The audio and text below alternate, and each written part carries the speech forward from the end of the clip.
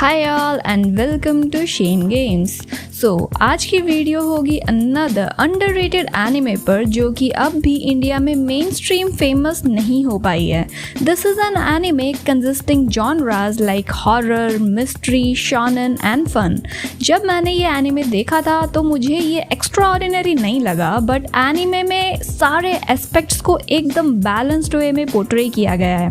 This is actually a very good anime to watch.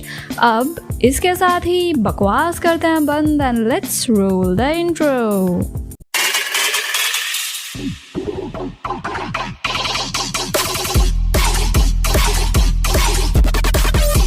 So, before starting the anime, I need to ask a question. What do you get for 5 yen? Kurkure आते होंगे क्या Japan में इतने के? पता नहीं, I've never been to Japan, but जो भी है, what I have researched, इतना अमाउंट कोई बड़ा अमाउंट नहीं होता है। So, वहाँ पर भी I guess कुरकुरे नहीं आते होंगे 5 येन में।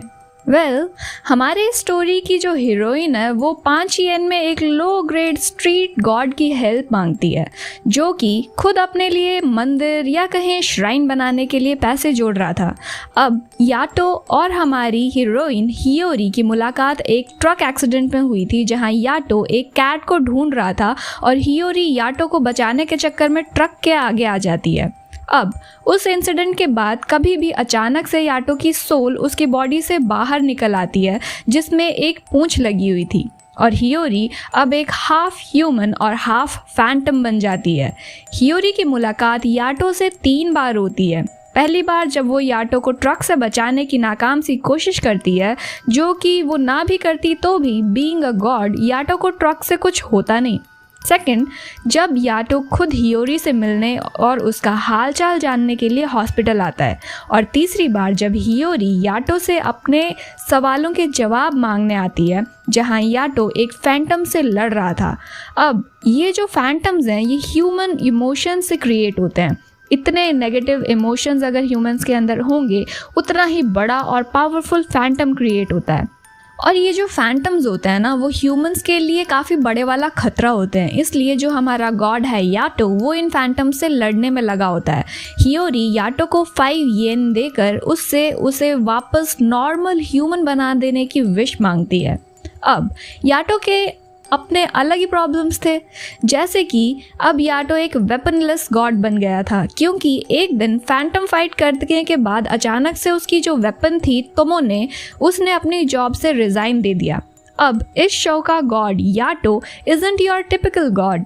याटो बस कुछ हाई स्कूलर्स की मदद करता है, जिससे अगर किसी की कैट खो जाए तो उसकी कैट ढूंढ देता है, किसी को स्कूल में कोई मदद चाहिए हो तो वो कर देता है, अपनी खुद की मार्केटिंग करता है, पोस्टर्स लगाता है और बस ऐसे ही अपनी लाइफ जी रहा होता है। प्लस जब बड़े गॉड्स खुद अपने छोटे मोटे काम नहीं कर पाते हैं तो वो याटो को अपना काम दे देते हैं और याटो वो कर लेता है। याटो दूसरे गॉड के श्राइन्स में रहता है और इस सब छोटे मोटे कामों से याटो को खाने पीने का बंदोबस्त जो है वो हो जाता है।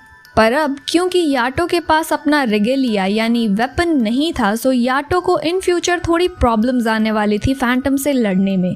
नाउ आगे के कुछ सीन्स में हम याटो और हियोरी के बीच में एक बॉन्ड सा क्रिएट होता हुआ देख पाते हैं।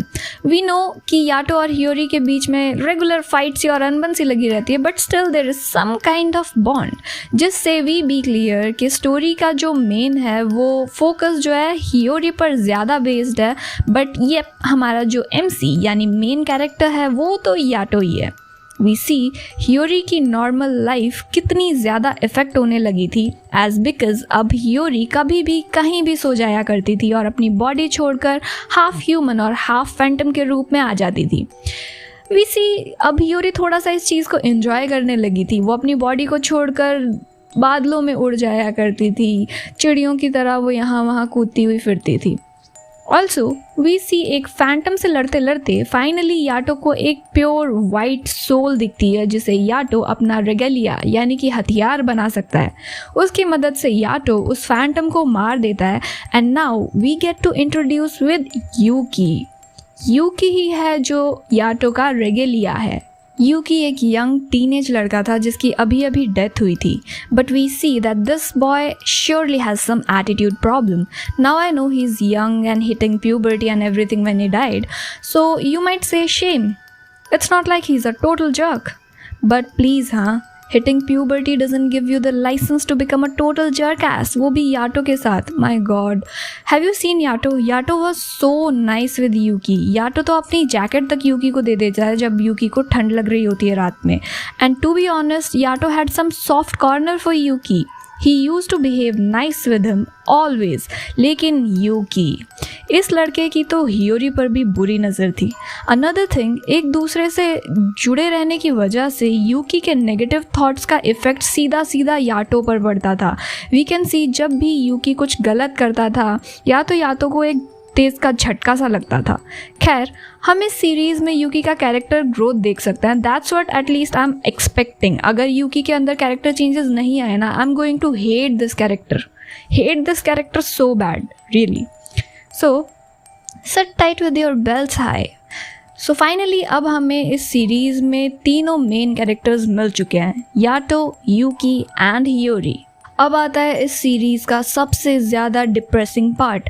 सडनली याटो को एक बहुत ही फेमस गॉड का कॉल आता है और याटो वहाँ जाता है एंड वो गॉड बताता है कि एक जगह पर बहुत सारे फैंटम्स देखे गए हैं एंड वहाँ पहुँचकर पता चलता है कि ये एक रेलवे क्रॉसिंग पॉइंट है जो कि सुइसाइड के लिए काफ़ी फेमस हो चुका है. Now about the depressing part, we see कई सारे छोटे बच्चे यहाँ आकर सुइसाइड अटेम्प्ट करते हैं. नाउ इतने सारे बच्चे लाइफ में इतनी ज़्यादा प्रेशराइज हो चुके हैं कि एडल्टहुड तक भी पहुंचने से पहले वो लोग सुइसाइड अटेम्प्ट कर लेते हैं. This kind of scene is really haunting and depressing. But यहाँ पर हम देखते हैं कि याटो इन बच्चों की हेल्प नहीं करना चाहता था, कॉज उसके अकॉर्डिंग अगर इन बच्चों को खुद ही अपने लाइफ की कोई वैल्यू नहीं है तो इवन अगर याटो इनकी जान बचा लेता है तो भी क्या फ़ायदा है. That's kind of right. अगर कोई खुद अपनी वैल्यू नहीं करता है तो आप चाहकर भी उनके लिए कुछ नहीं कर सकते हो. You should love yourself if you expect others to love you too. But we see Hiyori insists Yato and Yato थोड़ा सा हियोरी के रीजनिंग से सॉफ्ट होने लगता है. ऑल्सो यहाँ हमें पता चलता है कि शिंकी, जिनको कि गॉड्स अपना रेगेलिया बना लेते हैं, वो स्पिरिट्स होती हैं जिनमें जीने की चाह होती है. दैट मीन्स यूकी भी एक ऐसा स्पिरिट था जिसमें जीने की चाह थी. देन हम यूकी और याटो को श्राइन में एक दूसरे से झगड़ते देखते हैं जहाँ याटो से मिलने के लिए एक लड़की मायू आती है. And I don't know why but इस बंदी में शुरू से ही काफ़ी ज़्यादा क्रीपी वाली फीलिंग्स आ रही थी मुझे.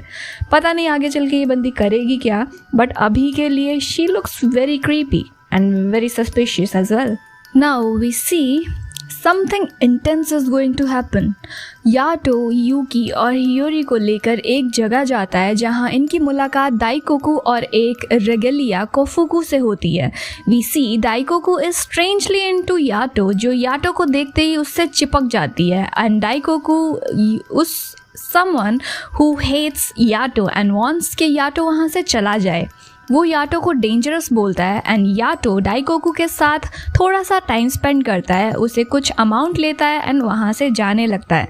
तभी हियोरी के पूछने पर दाइकोकू का रेगेलिया कोफुकू बताता है कि याटो एक डेंजरस गॉड है जो कि कुछ भी कर सकता है, उसके लिए कुछ भी करना इम्पॉसिबल नहीं है.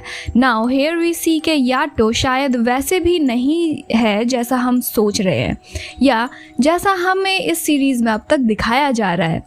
वहीं दूसरी तरफ वी सी याटो इन दोनों को बताता है कि कभी भी ऐसी सिचुएशन आए जब याटो की जान को खतरा हो तो वो इन दोनों के पास बेझिझक आ सकते हैं. इसके बाद we see Yato helping a man who is trying to do suicide.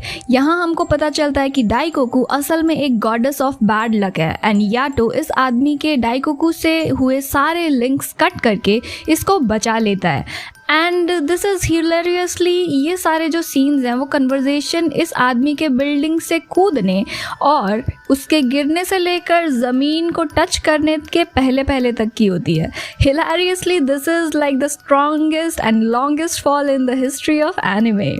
Also here we see the rebellious nature of Yuki, जो कि एक शॉप में जाकर चीज़ें चुराने लगता है. लिटरली डूड, तू चोरी कर रहा है. एंड उसको ये चीज़ें गलत भी नहीं लगती है. उल्टा वो इन सब चीज़ों का ब्लेम भी याटो पर डाल देता है, ये बोलकर कि यूकी नहीं चाहता था याटो का वेपन बनना एंड याटो ने ज़बरदस्ती यूकी को अपना वेपन बना दिया है.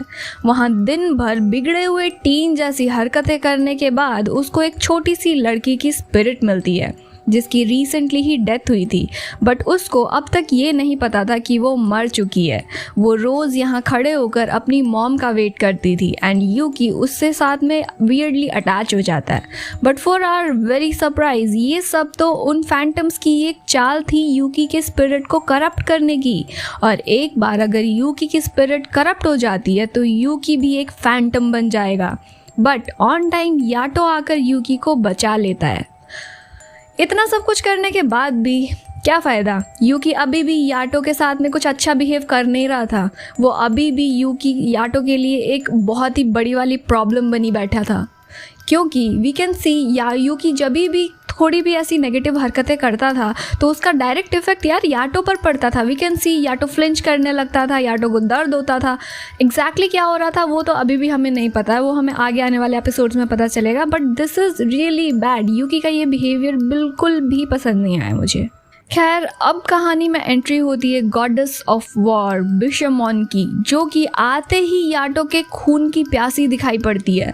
वो आते ही याटो को जान से मारने के लिए उसके पीछे पड़ जाती है. Here we see याटो और बिशामोन के बीच पावर का कितना बड़ा डिफरेंस था. क्लियरली याटो पर बिशामोन भारी पड़ रही थी. ये सब देखकर हियोरी को याटो की कही हुई बात याद आ जाती है और वो भागती हुई दाइकोकू के पास जाकर उसको सब बताती है. नाउ दाइकोकू वैसे तो भागती हुई आती है बट बिकॉज वो एक गॉडेस ऑफ बैड लक थी तो वो आते ही यहाँ पर सब उल्टा पुल्टा कर देती है और एक बड़ा सा पोर्टल वहाँ खुल जाता है जिससे बहुत सारे फैंटम्स उड़ उड़ कर बाहर निकलने लगते हैं, जिसको देखकर सारे गॉड्स वहां से चले जाते हैं इंक्लूडिंग बिशामोन.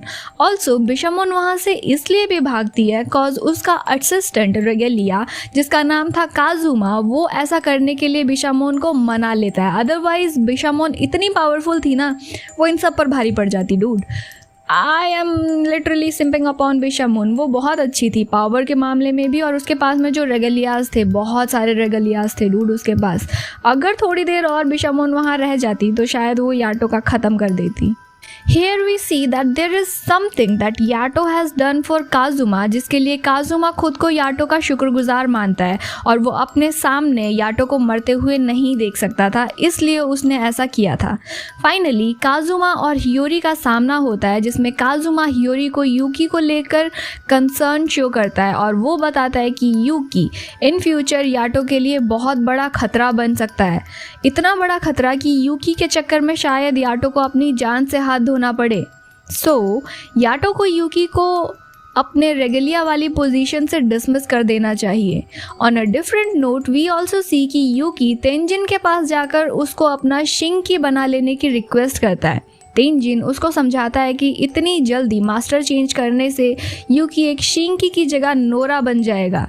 यहाँ पर हमको उस छोटी लड़की नोरा के बारे में समझ में आता है. अकॉर्डिंग टू तेंजिन, नोरा वो होते हैं जो ट्रस्टवर्दी सोल्स नहीं होते और जो अपने मास्टर्स बदलते रहते हैं एंड जिन्होंने कभी अपने मास्टर्स का किसी तरीके से नुकसान किया हुआ होता है.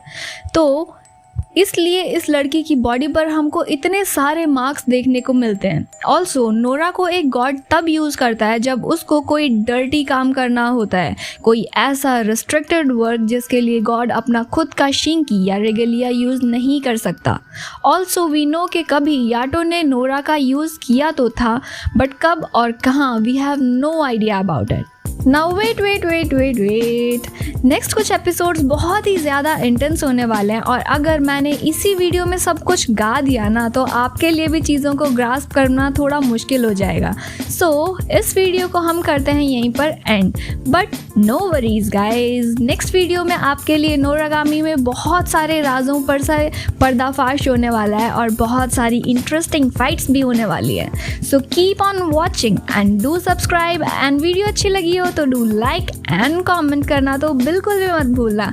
इसी के साथ ही हम मिलेंगे इन माय नेक्स्ट वीडियो. तब तक के लिए बाय.